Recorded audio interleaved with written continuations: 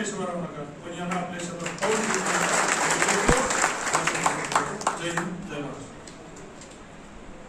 धन्यवाद विजय पाटील साहेब. विजय पाटील साहेब जर म्हटलं तर आमच्या संघर्ष समितीचे एक चांगले वक्ते आहेत. त्यांची तब्येत यवतमाळ जिल्ह्याची बॉर्डर आहे.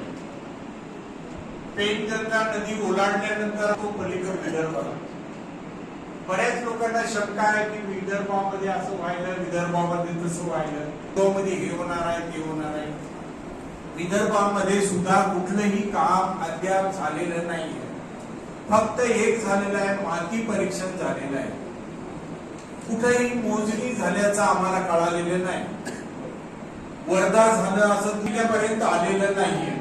आणि कालचीच बातमी सांगतो तुम्हाला, माझी स्वतःची हातगाव तालुक्यामध्ये माती परीक्षणासाठी काही यंत्रसामुग्री आलेली आहे, परंतु एक